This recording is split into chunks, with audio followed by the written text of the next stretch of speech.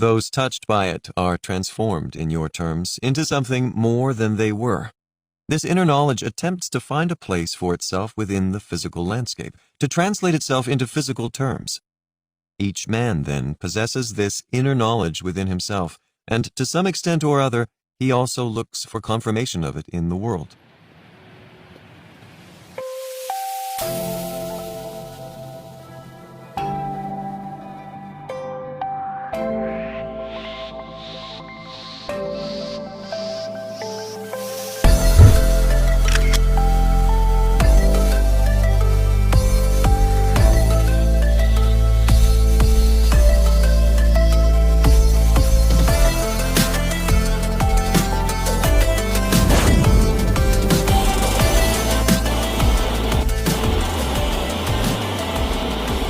Seth Speaks by Jane Roberts. Copyrighted material. All rights reserved. Chapter 21. The Meaning of Religion. Session 585, May 12, 1971, 9:35 p.m., Wednesday. Before the session, Jane and I went over the questions remaining on the list we had prepared for Chapter 20. I hope Seth will just do those chapters on religion and reincarnation and get them over with, she said. We've realized for some time that Jane is sensitive to those subjects, particularly religion. She had strict training in that field as a youngster. Coupled with that, however, she developed a very strong, literal, religious drive on her own. She is well aware that such an early environment leaves its marks, even though she had left her church by the time she was 19. Somewhat to my surprise, Seth started Chapter 21 this evening, but I soon realized that he wasn't leaving our questions behind. The session was held in my studio again, and because of its rather small size, Jane decided not to smoke. It had been raining all day, and still was. Good evening. Good evening, Seth. Now, the questions on religion and reincarnation will be answered in due time, as mentioned. I will deal with several of your other questions also along with the text. Therefore, we will begin the next chapter, called The Meaning of Religion. There are internal realizations always present within the whole self. There is comprehension of the meaning of all existence within each personality. The knowledge of multidimensional existence is not only in the background of your present conscious activity, but each man knows within himself that his conscious life is dependent upon a greater dimension of actuality. This greater dimension cannot be materialized in a three-dimensional system, yet the knowledge of this greater dimension floods outward from the innermost heart of being and is projected outward, transforming all it touches. This flooding out imbues certain elements of the physical world with a brilliance and intensity far surpassing that usually known. Those touched by it are transformed, in your terms, into something more than they were. This inner knowledge attempts to find a place for itself within the physical landscape, to translate itself into physical terms. Each man, then, possesses this inner knowledge within himself, and to some extent or other, he also looks for confirmation of it in the world. Pause at 9:45. The above paragraph is, incidentally, an excellent little description of the results flowing from Jane's own psychic initiation in September 1963. Her transcendent experience led to her manuscript, The Physical Universe as Idea Construction, which in turn led to these sessions. See her introduction to this book. A note: I was amused now to see Jane light a cigarette while she was in trance. The outer world is a reflection of the inner one, though far from perfect. The inner knowledge can be compared to a book about a homeland that a traveler takes with him into a strange country. Each man is born with the yearning to make these truths real for himself, though he sees a great difference between them and the environment in which he lives. An internal drama is carried on by each individual, a psychic drama which is finally projected outward with great force upon the field of history. The birth of great religious events emerges from the interior religious drama. The drama itself is a psychological phenomenon in a way, for each physically oriented self feels thrust alone into a strange environment, without knowing its origins or destination, or even the reason for its own existence. This is the dilemma of the ego, particularly in its early states. It looks outward for answers because this is its nature, to manipulate within physical reality. It also senses, however, a deep and abiding connection that it does not understand with other portions of the self that are not under its domain. It is also aware that this inner self possesses knowledge upon which its own existence is based. As it grows, in your terms, it looks outward for confirmation of this inner knowledge. The inner self upholds the ego with its support. It forms its truths into physically oriented data with which the ego can deal. It then projects these outward into the area of physical reality. Seeing these truths thus materialized, the ego then finds it easier to accept them.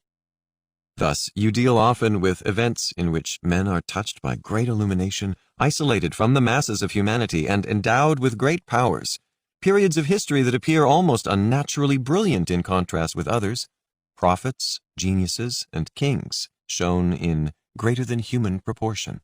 10 o'clock. Now, these people are chosen by others to manifest outwardly the interior truths that all intuitively know. There are many levels of significance here.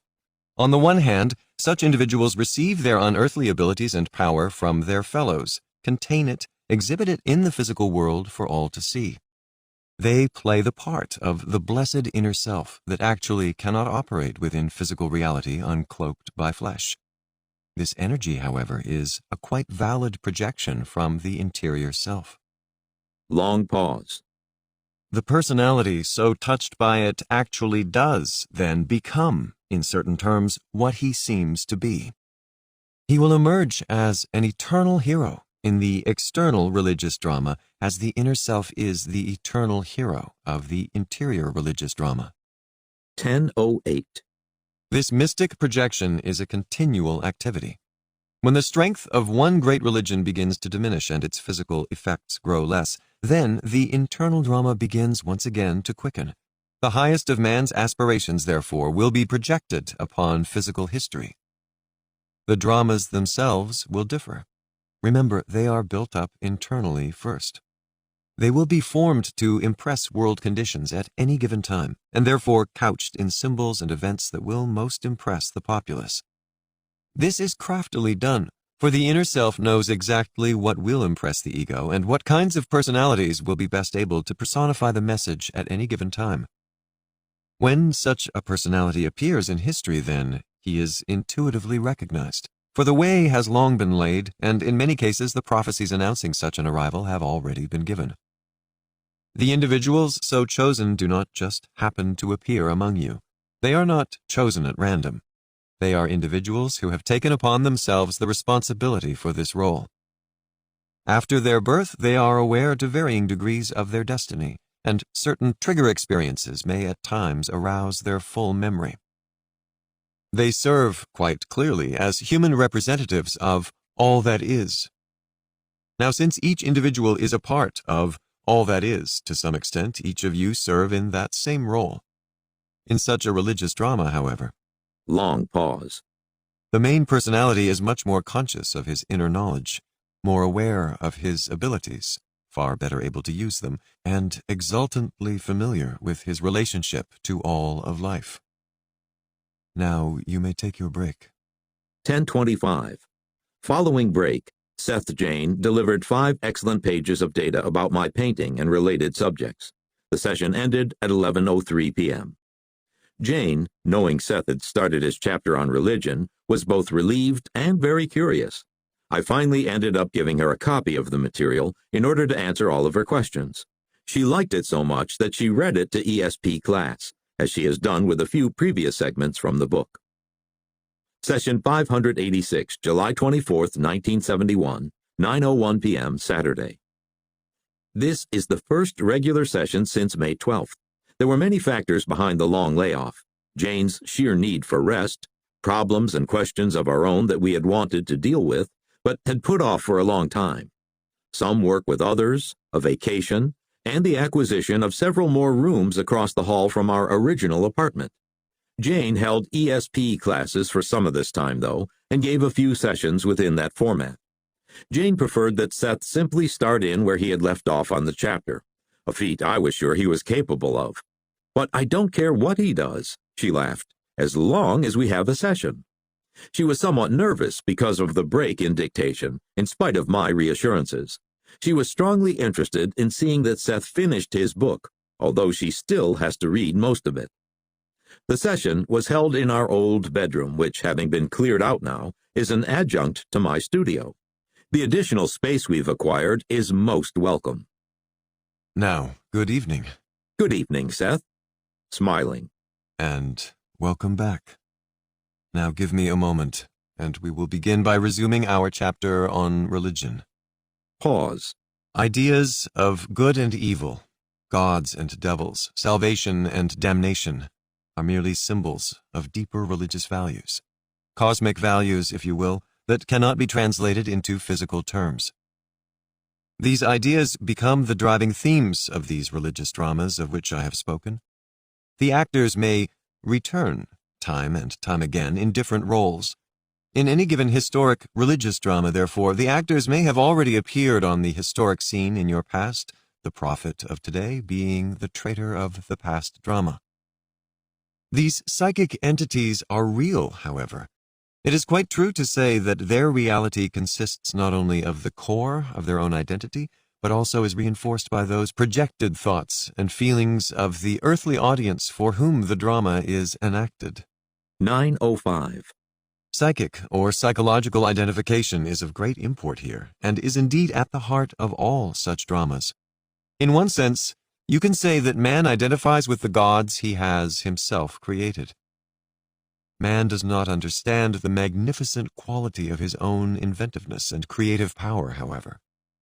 Then say that gods and men create each other, and you come even closer to the truth. But only if you are very careful in your definitions, for how exactly do gods and men differ? The attributes of the gods are those inherent within man himself, magnified, brought into powerful activity. Men believe that the gods live forever. Men live forever, but having forgotten this, they remember only to endow their gods with this characteristic. Obviously, then, beyond these earthly historic religious dramas, the seemingly recurring tales of gods and men, there are spiritual realities. 9:10. Behind the actors in the dramas, there are more powerful entities who are quite beyond role-playing. The plays themselves, then, the religions that sweep across the ages, these are merely shadows, though helpful ones. Behind the frame of good and evil is a far deeper spiritual value.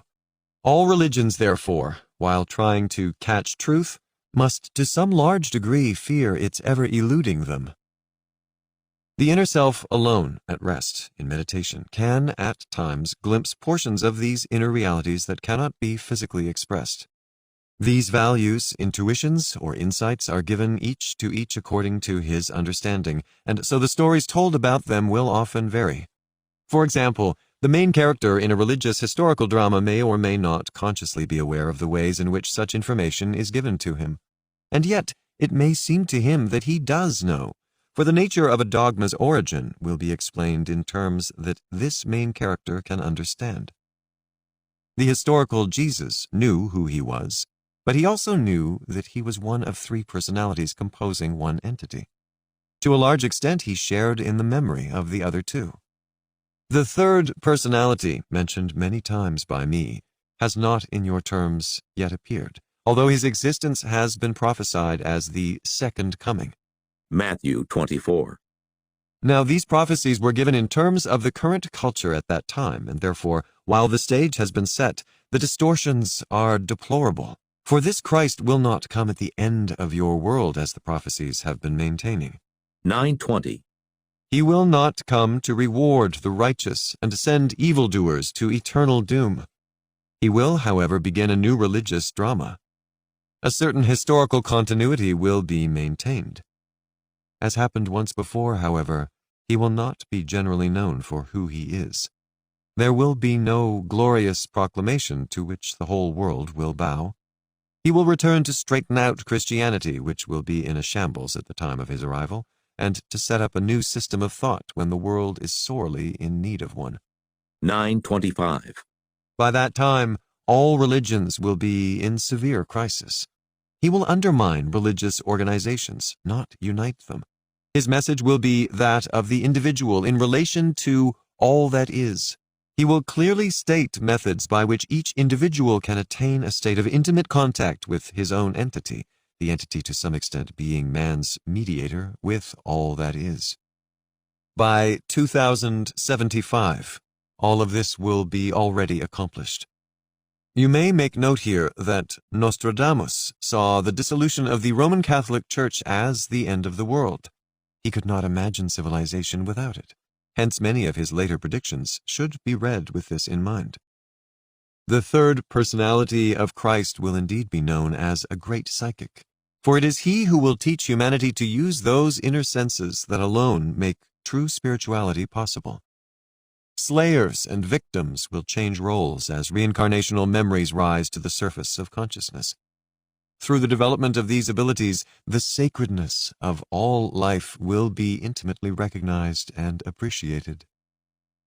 Now, there will be several born before that time who in various ways will re-arouse man's expectations. One such man has already been born in India, in a small province near Calcutta, but his ministry will seem to remain comparatively local for his lifetime. Another will be born in Africa, a black man whose main work will be done in Indonesia. The expectations were set long ago in your terms, and will be fed by new prophets until the third personality of Christ does indeed emerge.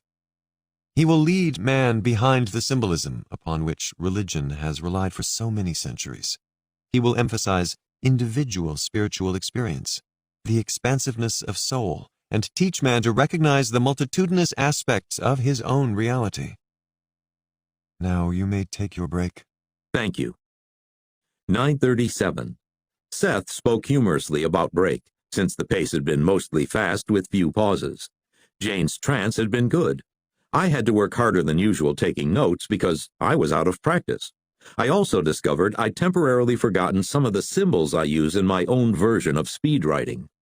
During the break, Jane read over parts of Chapter 18 of the Seth material, then announced that she thought there was a contradiction between that material, originally from the 491st session on July 2, 1969, on the three Christs, and the information given by Seth this evening. Here are the paragraphs in question from pages 246 to 247 of the chapter on the God concept. There were three men whose lives became confused in history and merged, and whose composite history became known as the life of Christ. Each was highly gifted psychically, knew of his role, and accepted it willingly. The three men were a part of one entity, gaining physical existence in one time. They were not born on the same date, however. There are reasons why the entity did not return as one person. For one thing, the full consciousness of an entity would be too strong for one physical vehicle. For another, the entity wanted a more diversified environment than could otherwise be provided. The entity was born once as John the Baptist, and then he was born in two other forms. One of these contained the personality that most stories of Christ refer to. I will tell you about the other personality at a later time. There was constant communication between these three portions of one entity, though they were born and buried at different dates. The race called up these personalities from its own psychic bank, from the pool of individualized consciousness that was available to it. I, too, had begun wondering. All along, we'd been thinking the three personalities making up the Christ entity had already lived and died. But now here Seth was talking about the third personality returning in the next century. What was the explanation? We weren't upset, yet we did feel uneasy as the session resumed at 9:57. Now, let us resume. The third historical personage, already born in your terms, and a portion of the entire Christ personality, took upon himself the role of a zealot. This person had superior energy and power and great organizing abilities, but it was the errors that he made unwittingly that perpetuated some dangerous distortions. The records of that historical period are scattered and contradictory. The man, historically now, was Paul, or Saul. It was given to him to set up a framework, but it was to be a framework of ideas, not of regulations, of men, not of groups. here he fell down, and he will return as the third personality just mentioned in your future. In that respect, however, there are not four personalities. I understand. Now, Saul went to great lengths to set himself as a separate identity. His characteristics, for example, were seemingly quite different from those of the historical Christ. He was converted in an intense personal experience, a fact that was meant to impress upon him the personal and not organizational aspects. Yet some exploits of his in his earlier life had been attributed to Christ, not as a young man, but earlier. 10:05. All personalities have free will and work out their own challenges. The same applied to Saul. The organizational distortions, however, were also necessary within the framework of history as events are understood. Saul's tendencies were known, therefore, at another level. They served a purpose. It is for this reason, however, that he will emerge once again, this time to destroy those distortions. Now, he did not create them on his own and thrust them upon historical reality.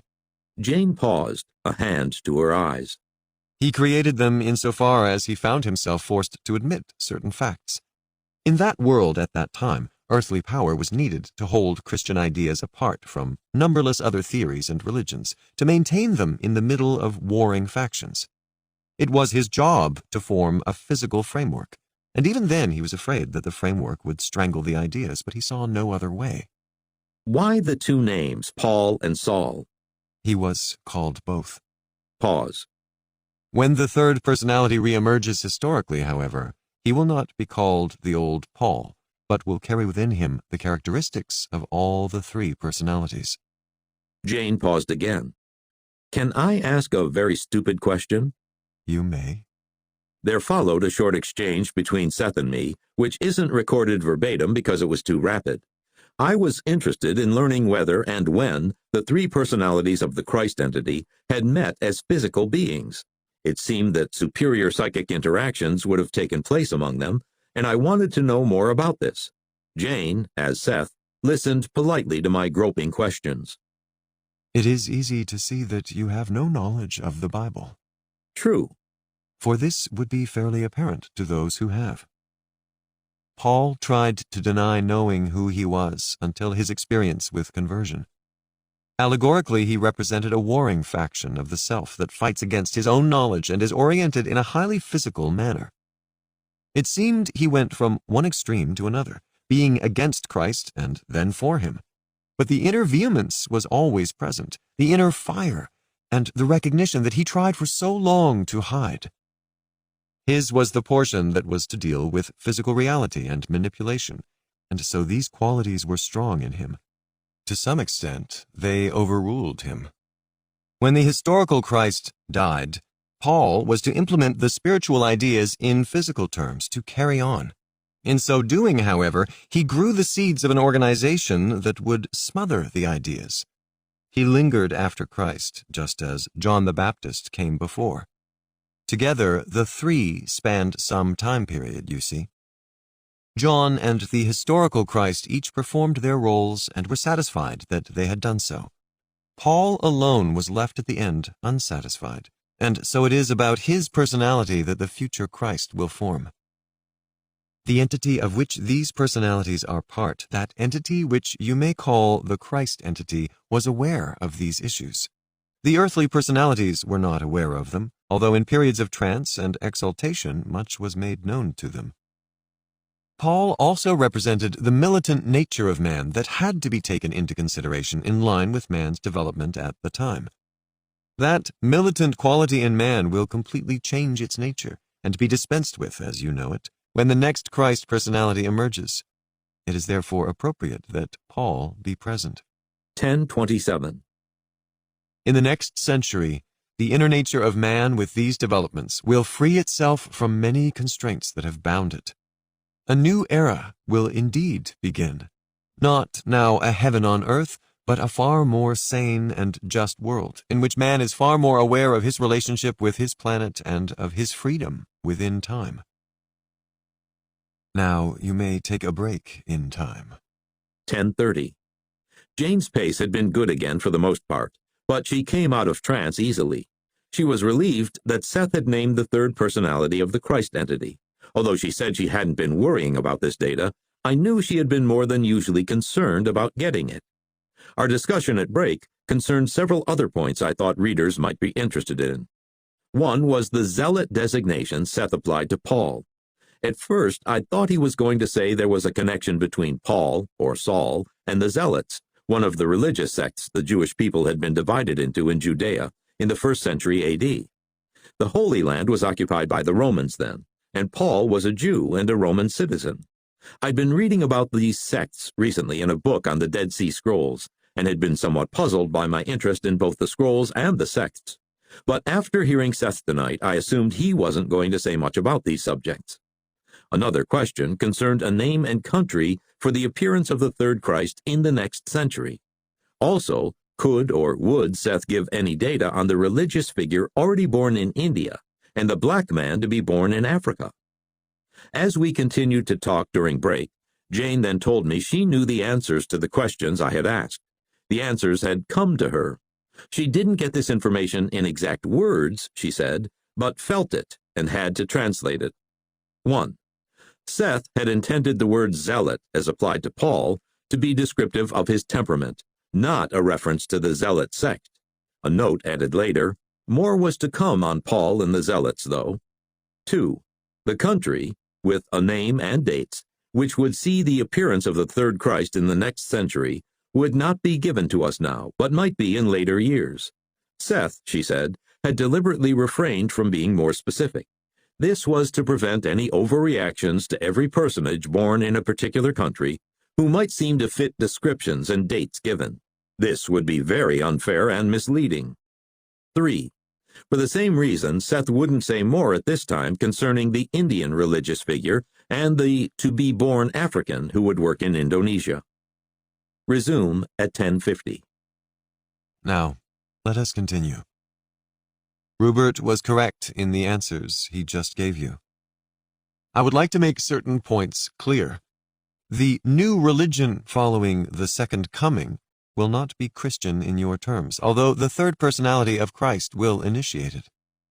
This personality will refer to the historical Christ, will recognize his relationship with that personality, but within him the three personality groupings will form a new psychic entity, a different psychological gestalt. As this metamorphosis takes place, it will initiate a metamorphosis on a human level also, as man's inner abilities are accepted and developed. The results will be a different kind of existence. Many of your problems now result from spiritual ignorance. No man will look down upon an individual from another race when he himself recognizes that his own existence includes such membership also. 10:55. No sex will be considered better than the other, or any role in society when each individual is aware of his own or her own experience at many levels of society and in many roles. An open-ended consciousness will feel its connections with all other living beings. Pause. The continuity of consciousness will become apparent. As a result of all this, the social and governmental structures will change, for they are based upon your current beliefs. Human personality will reap benefits that now would seem unbelievable. An open-ended consciousness will imply far greater freedom. From birth, children will be taught that basic identity is not dependent upon the body, and that time, as you know it, is an illusion. The child will be aware of many of its past existences, and will be able to identify with the old man or woman that in your terms it will become. 11:02. Many of the lessons that come with age will then be available to the young, but the old will not lose the spiritual elasticity of their youth. This itself is important, but for some time, future incarnations will still be hidden for practical reasons. As these changes come about, new areas will be activated in the brain to physically take care of them. Physically, then, brain mappings will be possible in which past life memories are evoked. All of these alterations are spiritual changes in which the meaning of religion will escape organizational bounds, become a living part of individual existence, and where psychic frameworks rather than physical ones form the foundations for civilization. Pause. Eyes closed at 11:05. Man's experience will be so extended that to you, the species will seem to have changed into another. This does not mean there will not be problems. It does mean that man will have far greater resources at his command.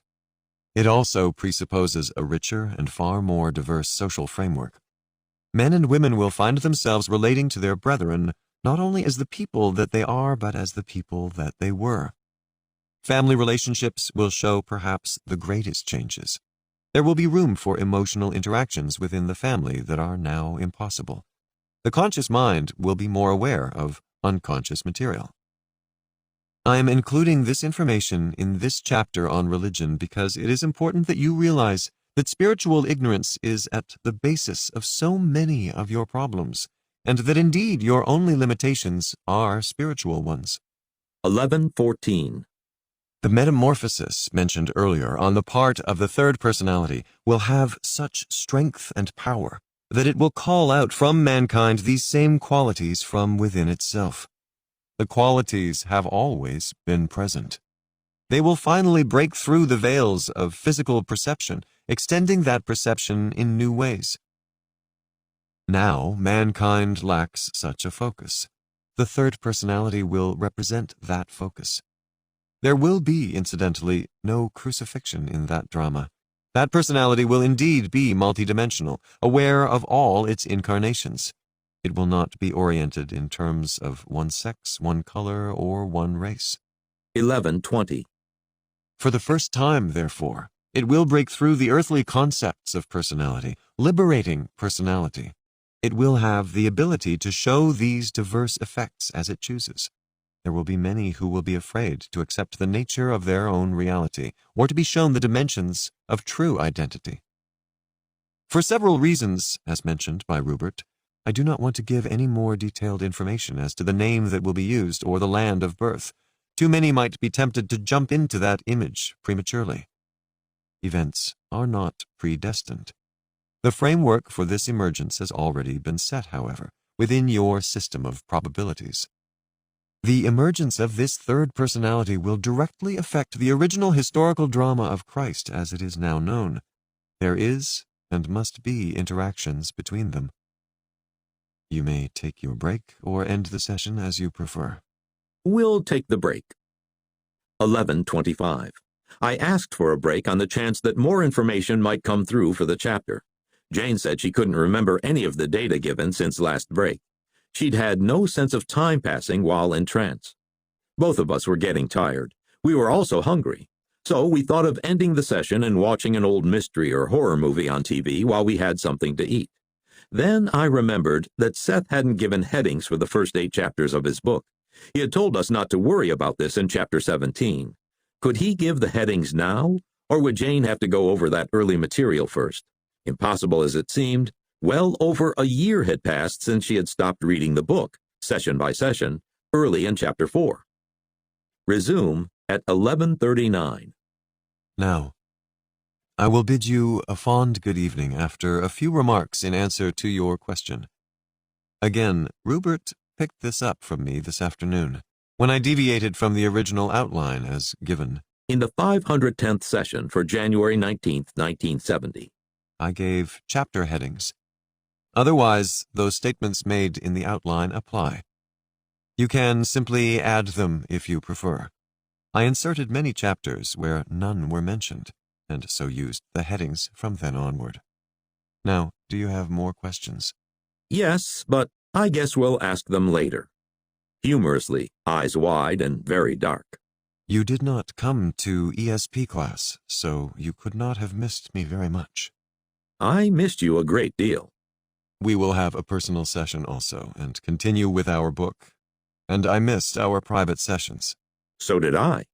You can still record and chat with me without notes some evening for your own freedom. That's why I'm having our recorder fixed. My fondest regards then, and good evening. Thank you very much, Seth. It's been a pleasure. It's always a pleasure. I laughed at the humorous emphasis. Good night. End at 11:45 p.m. Session 587, July 28, 1971, 9:17 p.m., Wednesday. Good evening. Good evening, Seth. Now, we will resume dictation. The exterior religious dramas are, of course, imperfect representations of the ever-unfolding interior spiritual realities. The various personages, the gods and prophets within religious history, these absorb the mass inner projections thrown out by those inhabiting a given time span. Such religious dramas focus, direct, and hopefully clarify aspects of inner reality that need to be physically represented. Long pause, eyes closed. These do not only appear within your own system, many are also projected into other systems of reality. Religion, per se, however, is always the external facade of inner reality. The primary spiritual existence alone gives meaning to the physical one. In the more real terms, religion should include all of the pursuits of man in his search for the nature of meaning and truth. Spirituality cannot be some isolated, specialized activity or characteristic. Exterior religious dramas are important and valuable only to the extent that they faithfully reflect the nature of inner, private, spiritual existence.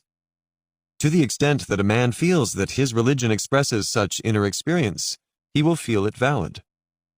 Most religions, per se, however, set up as permissible certain groups of experiences while denying others. They limit themselves by applying the principles of the sacredness of life only to your own species, and often to highly limited groups within it. Pause at 9:30. At no time will any given church be able to express the inner experience of all individuals. At no time will any church find itself in a position in which it can effectively curtail the inner experience of its members. It will only seem to do so. The forbidden experiences will simply be unconsciously expressed, gather strength and vitality, and rise up to form a counter-projection, which will then form another, newer exterior religious drama. The dramas themselves do express certain inner realities, and they serve as surface reminders to those who do not trust direct experience with the inner self. They will take the symbols as reality. When they discover that this is not so, they feel betrayed. Christ spoke in terms of the Father and Son because in your terms at that time, this was the method used. The story he told to explain the relationship between the inner self and the physically alive individual. No new religion really startles anyone, for the drama has already been played subjectively. What I have said, of course, applies as much to Buddha as it does to Christ. Both accepted the inner projections and then tried to physically represent these. They were more, however, than the sum of those projections. This also should be understood. Mohammedanism fell far short. In this case, the projections were of violence predominating. Love and kinship were secondary to what indeed amounted to baptism and communion through violence and blood. In these continuous exterior religious dramas, the Hebrews played a strange role. Their idea of one God was not new to them. Many ancient religions held the belief of one God above all others. This God above all others was a far more lenient God, however, than the one the Hebrews followed. Many tribes believed, quite rightly, in the inner spirit that pervades each living thing, and they often referred to, say, the God in the tree or the spirit in the flower. But they also accepted the reality of an overall spirit, of which these lesser spirits were but a part. All worked together harmoniously. The Hebrews conceived of an overseer God, an angry and just and sometimes cruel God, and many sects denied then the idea that other living beings beside man possessed inner spirits. The earlier beliefs represented a far better representation of inner reality in which man, observing nature, let nature speak and reveal its secrets. 9:45. The Hebrew God, however, represented a projection of a far different kind. Man was growing more and more aware of the ego, of a sense of power over nature, and many of the later miracles are presented in such a way that nature is forced to behave differently than in its usual mode. God becomes man's ally against nature. The early Hebrew God became a symbol of man's unleashed ego. God behaved exactly as an enraged child would, had he those powers, sending thunder and lightning and fire against his enemies, destroying them. Man's emerging ego, therefore, brought forth emotional and psychological problems and challenges. The sense of separation from nature grew. Nature became a tool to use against others. Sometime before the emergence of the Hebrew God, these tendencies were apparent. In many ancient, now forgotten tribal religions, recourse was also made to the gods to turn nature against the enemy. Before this time, however, man felt a part of nature, not separated from it. It was regarded as an extension of his being, as he felt an extension of its reality. One cannot use oneself as a weapon against oneself in those terms. In those times, men spoke and confided to the spirits of birds, trees, and spiders, knowing that in the interior reality beneath, the nature of these communications was known and understood. In those times, death was not feared as it is in your terms now, for the cycle of consciousness was understood. Man desired in one way to step out of himself, out of the framework in which he had his psychological existence, to try new challenges, to step out of a mode of consciousness into another. He wanted to study the process of his own consciousness. In one way, this meant a giant separation from the inner spontaneity that had given him both peace and security. On the other hand, it offered a new creativity in his terms. I suggest your break before I get into that. 10:01. Jane's pace had speeded up considerably after a slow start. I told her the material was excellent. Tonight's session was being held in our living room, since the house was empty except for us. The air conditioner had been on since before the session, yet Jane felt warm at break. In trance, she said, she hadn't been bothered by any sort of physical discomfort. During break, I went over a few questions about the relationships between the three members of the Christ entity, John the Baptist, Jesus Christ, and Paul. After listening for a bit, Jane asked me not to pursue this subject now. She suggested I ask these questions at the end of the chapter, if Seth hadn't volunteered the answers before then. Resume at 10:13. Now, at this point, the God inside became the God outside. Man tried to form a new realm, attain a different kind of focus and awareness. His consciousness turned a corner outside of itself. To do this, he concentrated less and less upon inner reality, and therefore began the process of inner reality only as it was projected outward into the physical world. Before, the environment was effortlessly created and perceived by man and all other living things, knowing the nature of their inner unity. In order to begin this new venture, it was necessary to pretend that this inner unity did not exist. Otherwise, the new kind of consciousness would always run back to its home for security and comfort. So it seemed that all bridges must be cut, while of course it was only a game, because the inner reality always remained. The new kind of consciousness simply had to look away from it to maintain initially an independent focus. I am speaking here in more or less historic terms for you. You must realize that the process has nothing to do with time as you know it, however. This particular kind of adventure in consciousness has occurred before, and, in your terms, will again. Here Seth was making a little joke, for Jane has been doing some writing lately which she has tentatively entitled Adventures in Consciousness. Perception of the exterior universe then changed, however, and it seemed to be alien and apart from the individual who perceived it. 10:24. God, therefore, became an idea projected outward, independent of the individual, divorced from nature. He became the reflection of man's emerging ego, with all of its brilliance, savagery, power, and intent for mastery.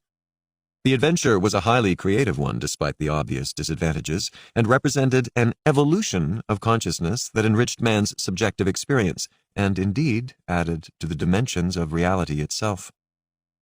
To be effectively organized, however, inner and outer experience had to appear as separate, disconnected events. Historically, the characteristics of God changed as man's ego changed. These characteristics of the ego, however, were supported by strong inner changes. Jane, as Seth, gestured emphatically and often as she spoke. Her pace had been fast since her break. The original propulsion of inner characteristics outward into the formation of the ego could be compared with the birth of innumerable stars, an event of immeasurable consequences that originated on a subjective level and within inner reality. The ego, having its birth from within, therefore, must always boast of its independence, while maintaining the nagging certainty of its inner origin. Pause at 10:30. Still in trance, Jane took time to sip at a beer and light a cigarette. Then, We'll have a good chapter. great.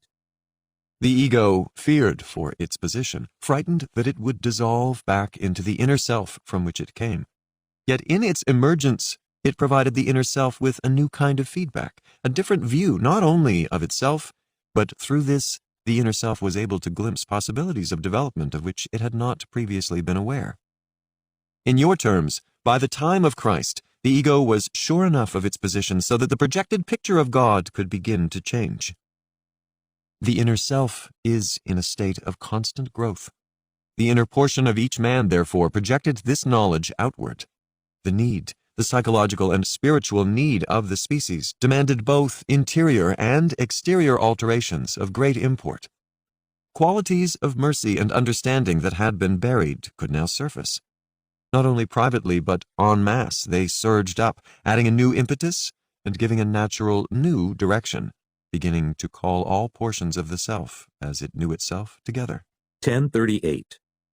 So the concept of God began to change as the ego recognized its reliance upon inner reality, but the drama had to be worked out within the current framework. Mohammedanism was basically so violent precisely because Christianity was basically so gentle.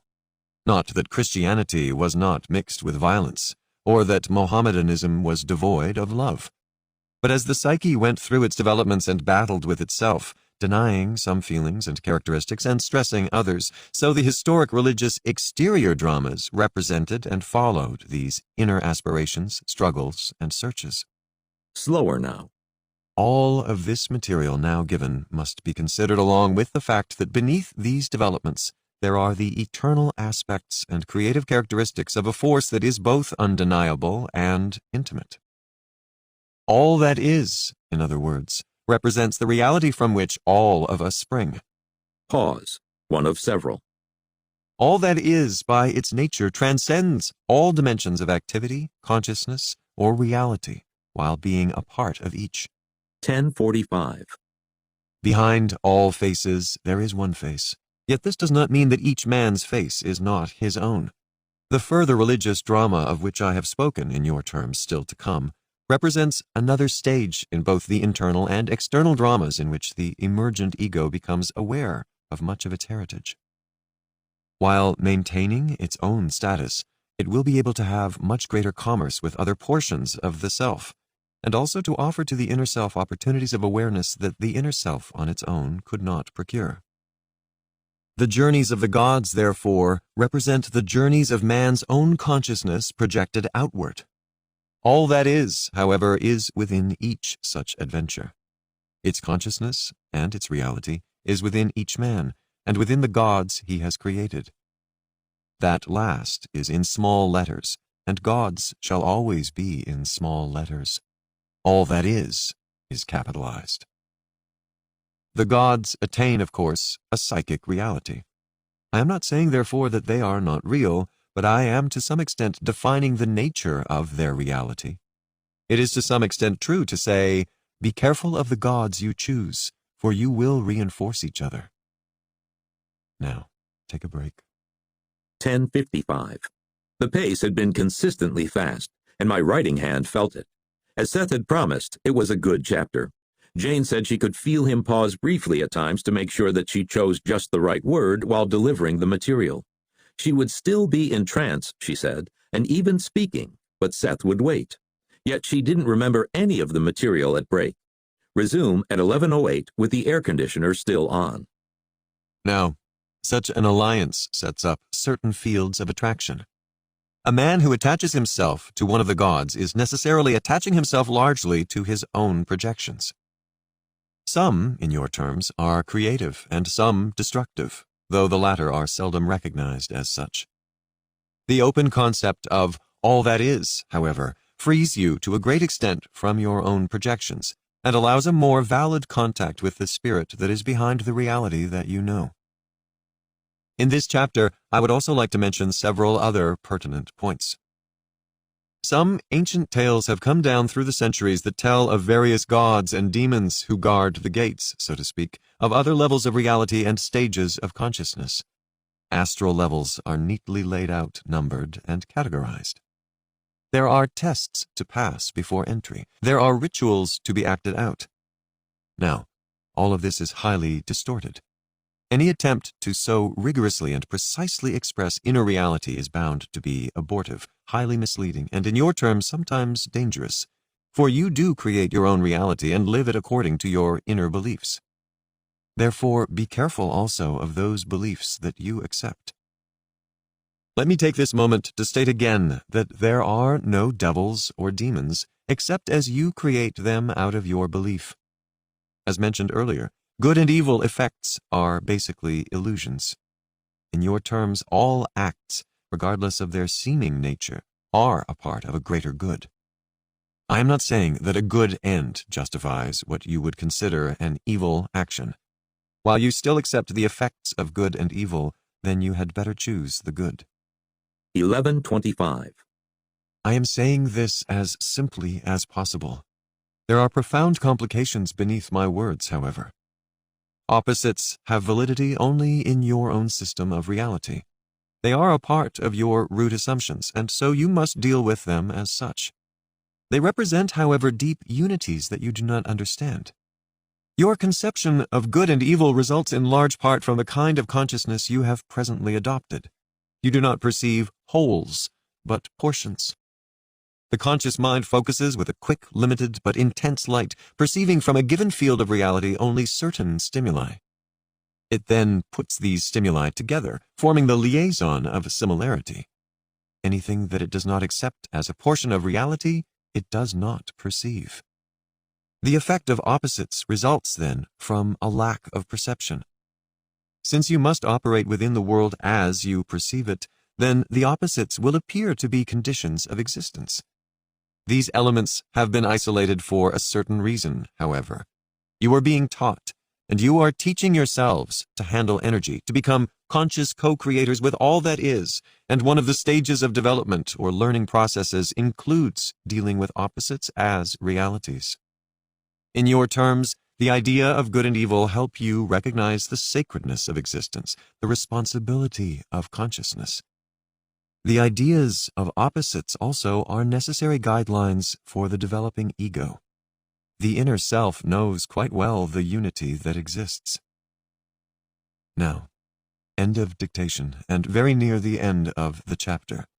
And at the end of the chapter, ask those questions that you have in mind. Okay. As the chapter progressed, though, Seth was automatically answering many of our questions about religion. Originally, we'd included these in our list for Chapter 20. I bid you a fond good evening, and With smiling emphasis, we were in great form last evening. You certainly were. Thank you, Seth, and good night. 11:57 p.m. Seth referred to Jane's ESP class. A long session had been recorded during the class, as happens quite often, and it can be added that Seth was in great form this evening, too. Session 588, August 2nd, 1971, 9:01 p.m., Monday. Jane and I each noted questions before the session this evening.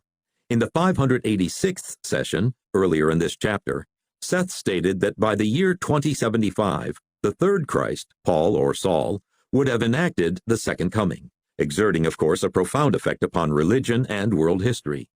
Jane thought a period of less than a century was much too short a time to encompass so many dramatic changes. She wanted me to ask Seth if she had distorted this data while delivering it. When, for instance, would the personality be born in order to have time to bring about such tremendous changes? We suppose there was a chance distortion had occurred.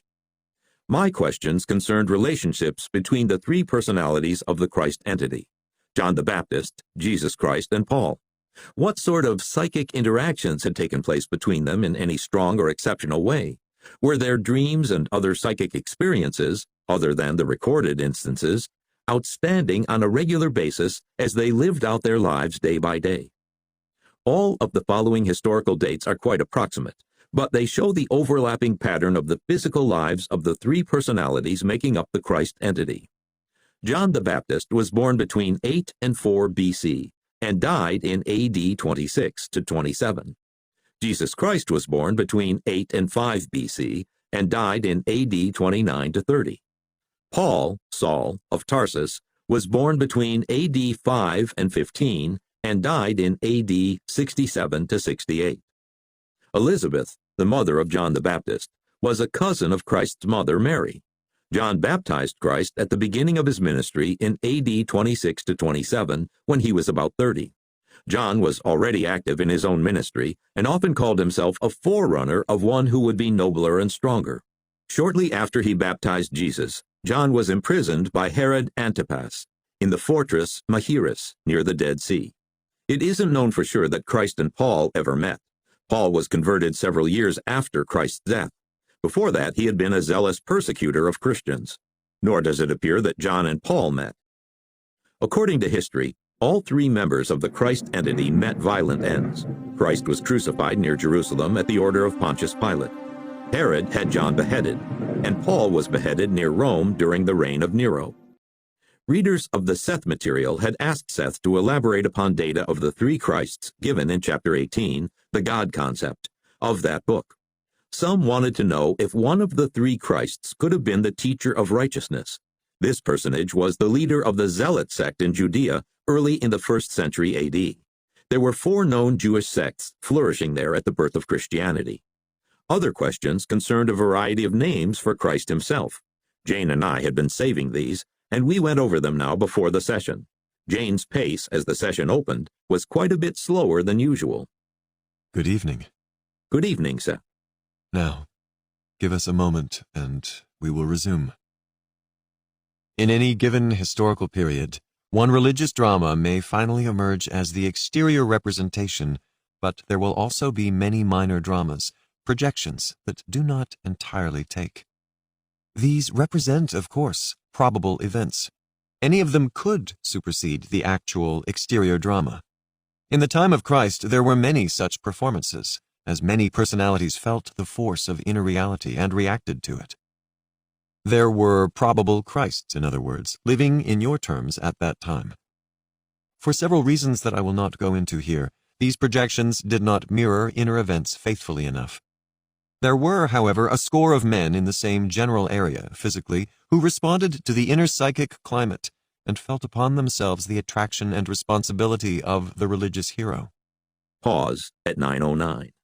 Some of these men were too tinged, too caught in the torment and fervor of the period to rise sufficiently above it. The cultures used them. They could not use the various cultures as launching ground for the new ideas. Instead, they became lost in the history of the times. Some carried on following the same pattern taken by Christ, performed psychic feats and healings, had groups of followers, and yet were not capable of holding that powerful focus of psychic attention that was so necessary. The Lord of Righteousness, so called, was such a person, but his overzealous nature held him back.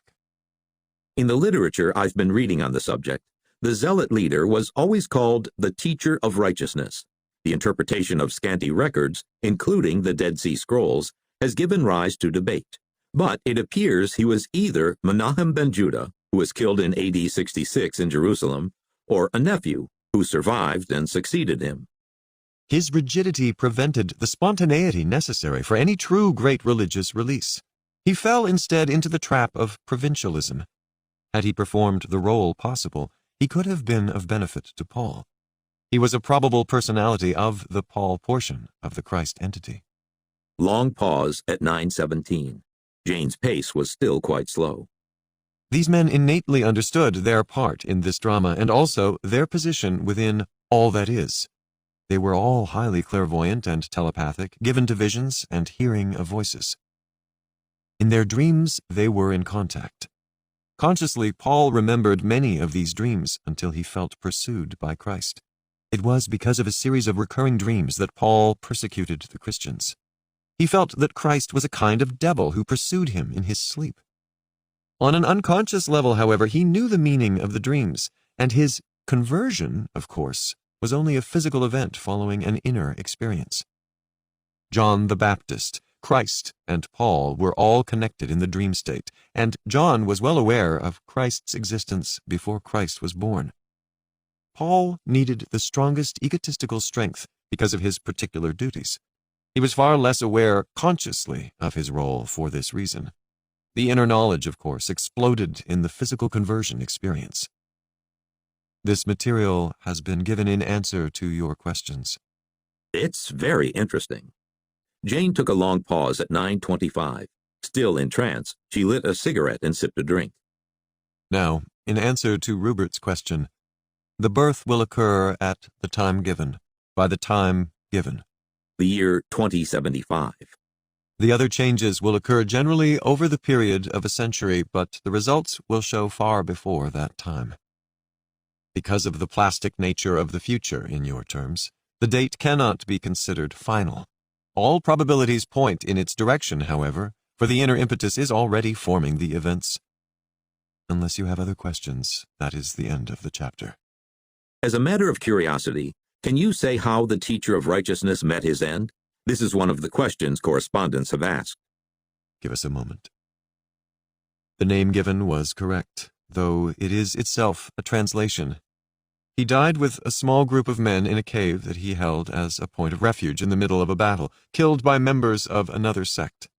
The murderers took with them certain manuscripts that they found there, but others they did not find, and these have not as yet come to light.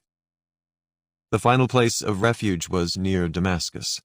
For some time, the Lord of Righteousness tried to hide himself within the city.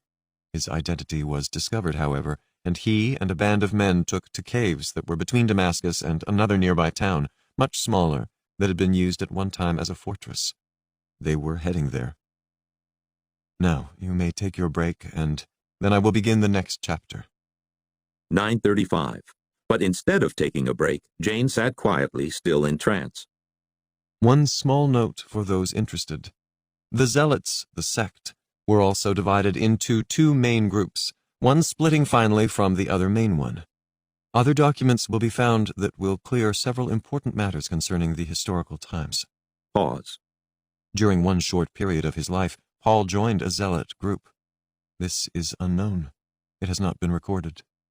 Jane sat in trance so long that I began to ask a question, but then she raised a hand to indicate that I wait. In fact, for a period he led a double life as a member of the Zealots.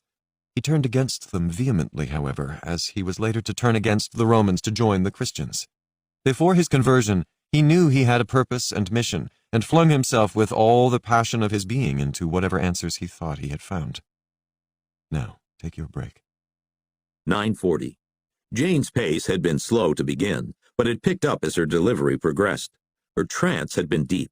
She said she really went out when Seth started in on the biblical data. I was finding Seth's information intensely interesting. It was unavoidable in many cases, but Jane said she much preferred not to know anything about the historical period Seth would be discussing.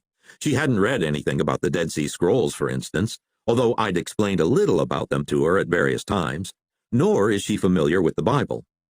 Of course, we hadn't known just how Seth was going to present his material in the chapter on religion, on the third Christ and related data. Both of us were surprised to hear him declare a connection between Paul and the Zealots. Many questions automatically came to our minds, but we had to stop somewhere, so we reluctantly decided not to ask them. Jane's attitude about biblical history is in keeping with her feelings about some other facets of her abilities. She has often told me she felt much freer giving a reading for a person when she wasn't acquainted with him. The same was true when she was trying for the contents of sealed envelopes. She preferred not to know who had prepared them, or their origin, etc. Seth Speaks by Jane Roberts. Copyrighted material. All rights reserved. Chapter 22. A Goodbye and an Introduction. Aspects of Multidimensional Personality as Viewed Through My Own Experience. Resume at 10 o'clock. Jane's voice, as Seth, was a little different from usual, more controlled perhaps, not quite as jovial or as much at ease. Now, we will begin the next chapter. and we will call it a goodbye and an introduction. Aspects of multidimensional personality as viewed through my own experience. That's all in the chapter heading? Yes, a colon to separate the two divisions. And give us a moment. In the historical time of Christ, I was a man called Millennius in Rome. In that life, my main occupation was that of a merchant, but I was a highly curious gentleman, and my travels gave me access to many different groups of people. Physically, I was round and stout, not at all patrician in my bearing, and given to untidiness in my dress. We had a type of snuff made from a certain kind of straw. I used it constantly, often spilling some upon my robe. My house was in the busiest northwestern part of the city, just beyond what you would call the heart of town. Among my wares, I sold bells for donkeys. This may not sound like a very grand product, and yet families on the farms outside of Rome found these highly useful. Each had a special sound, and a family could tell by the sound of the bell their own donkey from innumerable similar ones. 1008. Donkeys were also used in many businesses within Rome itself as carriers of burden, particularly in the lower occupations. The number of bells, their particular pitch, even the colors, all had meaning. In the tumult of the city, the particular bells could be recognized, therefore, by the poor and by the slaves who waited to buy products, often wilted foods from the laden carts. The bells were only a small portion of my business, which dealt largely with cloths and dyes, but they fascinated me. Because of my interest in them, I did far more traveling about the countryside and the region than any prudent man should. The bells became my hobby. My curiosity drove me to journey in search of different kinds of bells, and led me into contact with many people I would not otherwise have encountered. 1011. While I was not literate, I was shrewd and lively of mind. Special bells, I discovered, were used by various sects of Jews, both within Rome and without. While I was a Roman and a citizen, my citizenship meant little except for providing me with minimal safety as I went about my daily way, and in my business I encountered as many Jews as Romans. I was not too far above them socially. This was Seth's first bit of humor in the chapter. The Romans had no clear idea of the number of Jews in Rome at that time. They went by guesswork. The bells on donkeys belonging to the zealots had upon them the symbol of an eye. Jane, as Seth, pointed to one of her eyes. They came secretly into town, hiding as much from other Jews as from Romans. They were good bargainers and often did me out of more than I deserved to lose. I learned about the Lord of Righteousness from a cousin of his named Sharaba. Can you spell that? Seth did so, and it turned out that our versions agreed. It can be seen from the above paragraphs that Seth shifts his physical location from Rome to Judea without saying just how or when he did so. I wanted to know more about the mechanics of the transfer, but decided not to interrupt further just now. Who was, as clearly as I could figure out at the time, a sacred assassin. He was drunk the night I spoke to him in a stinking stall outside of Jerusalem. It was he who told me about the symbol of the eye. He also told me